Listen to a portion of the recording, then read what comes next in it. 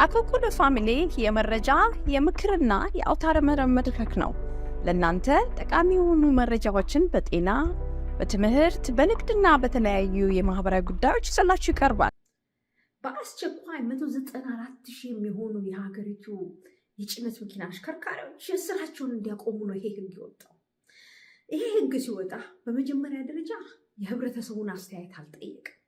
በሁለተኛ ደረጃ በአስቸኳይ ነው ወጣው። አስቸኳይ ወጣበት ምክንያት ምንድን ነው?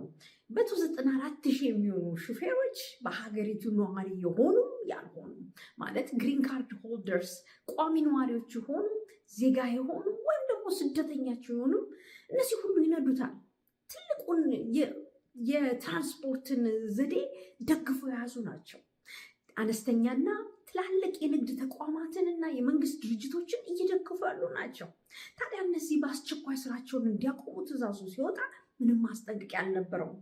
ዋናው ምክንያት በአስቸኳይ የወጣበት ምክንያት እነዚህ ሹፌሮች አደጋ ይፈጥራሉ ነው፣ ግን ማስረጃውን ሊያቀርቡ አልቻሉ።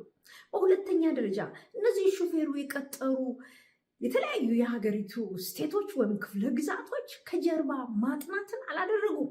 ፊንገር ፕሪንት አላረጉም፣ አሻራ አልወሰዱም ማለት ነው። እንዲሁም ደግሞ የወንጀል ሪካርዳቸውን አላዩም። ያዩት ብቻ የስራ ፈቃዳቸውን ወርክ ፐርሚት ብቻ ነው። ይሄ ደግሞ በቂ አይደለም ብሎ ነው ይሄ ድርጅት መንግስታዊ ድርጅት የተነሳው ማለት ነው። ይህን ሲያደርግ ታዲያ ስቴቶች የራሳቸውን የሆነ የአሰራር ዘዴ ይከተላሉ። ያንን ነገር እያንዳንዱን ዝርዝር አላየም። በደፈናው ግን ልክ እንደ ጠቅላላ ትዕዛዝ ያወጣው ነው። ታዲያ ፍርድ ቤት ሄደው ከሰሱ። ይህን የከሰሱት ግን አሽከርካሪዎች አይደሉም።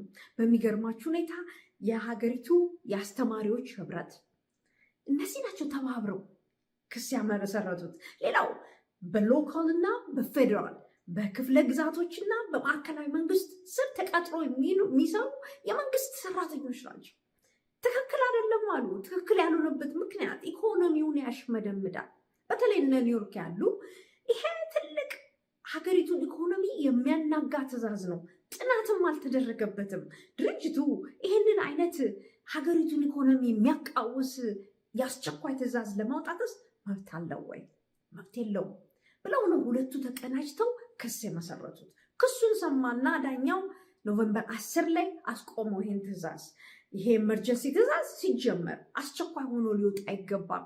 ምንም ያስቸኩል ነገር የለም። እስከ ዛሬ ድረስ እነዚህ ሹፌሮች ሲነዱ ነበሩ፣ ይነዳሉም። ምንም ችግር የተፈጠረ የለም።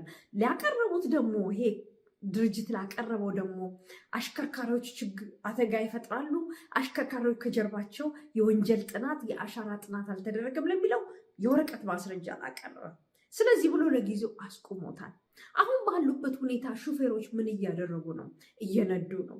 ስራቸውን በተገቢ ሁኔታ እየሰሩ እየነዱ ነው። ታዲያ በዚህ ትዕዛዝ ቁጥር 1 የሚቃወስባቸው ህይወታቸው ስደተኞች ናቸው። አሳይለም ሲከርስ ናቸው። የፖለቲካ ጥገኛ የጠየቁ ናቸው። ዳካ ደግሞ ቻይልድሁድ ድሪመርስ በልጅነታቸው አሜሪካ መጥተው እዚህ ህይወታቸውን ያደጉ የመሰረቱ ናቸው። እነዚህ ሁሉ ይጎዳሉ ማለት ነው። ሊገርማችሁ ከዛ አልፎ ተርፎ ግሪን ካርድ ሆልደሮችንም ቋሚ ነዋሪ የሆኑትንም በእጅጉ አጥቅቷል።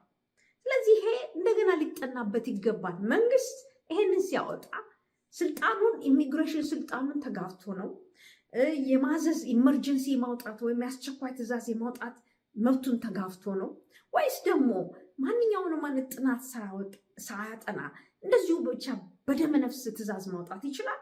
ይሄንን ነው ዳኛው እየጠየቀ ያለው። ከጀርባ ውስጥ ያለው ነገር ምንድን ነው? ጸረ ስደተኞች ነው ወይም ደግሞ ስደተኞች በእንዲህ አይነት ኢንዱስትሪ ውስጥ ገብተው የሚሰሩትን ስራ ለማስቆም የሚደረግ ጥረት ነው የሚል ነው ክርክር የተነሳው። ክርክሩ እንግዲህ ከኖቬምበር 10 ጀምሯል። ዳኛው ይቁም ትዕዛዝ ካወጣበት ጀምሮ ወደፊት ይቀጥላል። ምን ያህል እንደሚገፋና ውጤቱ ምን እንደሚሆን እናያለን ማለት ነው።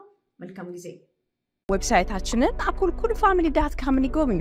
በሶሻል ሚዲያም ከተሉን። አኮኩሉ ፋሚሊ